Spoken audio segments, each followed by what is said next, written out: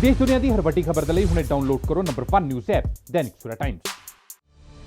महामारी का देश की अर्थव्यवस्था पर इतना गहरा असर हुआ कि मध्य वर्ग ने तिल तिल करके जोड़ी जीवन पूंजी को महंगाई खा गई। इसी पर अपने विचार पेश करते दैनिक सवेरा के मुख्य संपादक श्री शीतल वैद्य जी लिखते हैं, भारत में कोरोना प्रकोप रिकॉर्ड तोड़ हो गया।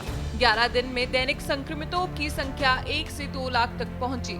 16 जनवरी से देश में टीका अभियान शुरू हो गया।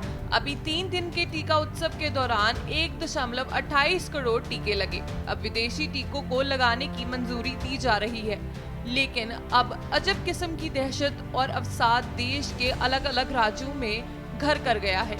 इतना ही नहीं, इसके साथ बढ़ती महंगाई ने भी आम आदमी की जिंदगी के बकिए उधेड़ दिए। वाणिज्य और उद्योग मंत्रालय ने महंगाई के जो आंकड़े हमारे सामने रखे, वे बता रहे हैं कि देश में थोक महंगाई पिछले 8 साल के मुकाबले सबसे ऊंची दर पर चली गई है। इससे पहले अक्टूबर 2012 में ये दर 7.4% पर पहुंची थी। अब महंगाई की वार्षिक दर पिछले वर्ष के मुकाबले इस वर्ष 7.39% ऊपर पहुंच गई। पिछले साल महंगाई में कुछ गिरावट दिखाई दी।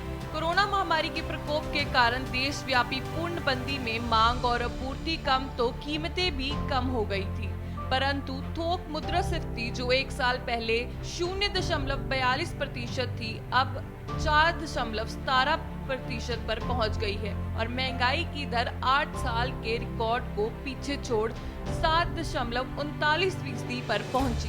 खाद्य पदार्थों की महंगाई दर 3.24% पर रही। दाल, फल व धान की कीमतों में कुछ कमी आई, परंतु पूरा बजट पेट्रोल और डीजल की कीमतों ने और मार्च में ईंधन यानी गैस सिलेंडरों और बिजली की महंगाई ने 10.25% को छूकर बिगाड़ दिया। फरवरी में 0.68%। खुदरा महंगाई पिछले 4 महीने में लगातार बढ़ती हुई 5.52% पर पहुंच गई। चाहे मार्च 2021 में कच्चे तेल की कीमतों में ऊपरी स्तर पर गिरावट देखने को मिली, लेकिन इस गिरावट से आम आदमी को राहत प्राप्त नहीं हुई।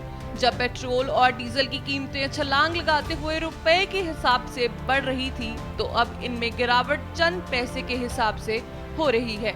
आम आदमी का हुलिया ईंधन गैस सिलेंडरों की कीमत ने बिगाड़ दिया है। कुछ महीने पहले लगभग 500 रुपए में प्राप्त होने वाला गैस सिलेंडर अब करीब 900 रुपए में प्राप्त हो रहा है। इससे लोगों का विकसित होने का अंदाज अवसाद और निराशा में गिर गया। देश को विश्व के खुशहाली सूचकांक में ऊपरी स्थान देने के लिए सरकार ने पिछड़े लोगों के लिए उज्ज्वला योजना शुरू की थी। इसमें गैस सिलेंडर मुफ्त बांटे गए थे, लेकिन अब जब पेट्रोलियम उत्पादों की कीमतों ने छलांग लगाई है, तो ईंधन गैस सिलेंडर की कीमत भी बेकाबू हो गई। आम आदमी के लिए सिलेंडर रिफिल करवाना मुश्किल हो गया। परेशान हो कहीं कहीं तो उन्होंने परंपरावादी रोटी पकाने के साधनों को अपना लिया। लगातार बढ़ती महंगाई के कारण आम आदमी की जिंदगी मुश्किल हुई। इससे देश के निर्यातों पर बुरा असर डाला और हमारे रुपए का अंतर्राष्ट्रीय मूल्य भी लगातार गिरने लगा। इसी कारण भारतीय करेंसी आज एशिया भर में सबसे बुरा मूल्य दिखाने वाली करेंसी कही जा रही है। पिछले दिनों अर्थव्यवस्था के खुलने के साथ निवेश उत्साहित हो रहे थे। कोरोना बचाव का टीकाकरण अभियान शुरू होने से शेयर मार्केट्स में उछाल आई थी।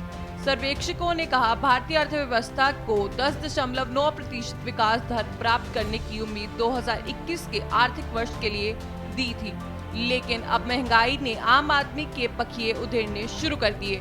उसका सीधा असर मांग पर पड़ेगा। गिरती हुई मांग के सामने बढ़ते हुए उत्पादन की सार्थकता क्या? इसलिए अपने निम्नतम मूल्यांकन में सकल घरेलू उत्पादन का पहला ऋणात्मक मूल्यांकन भी सामने आ गया।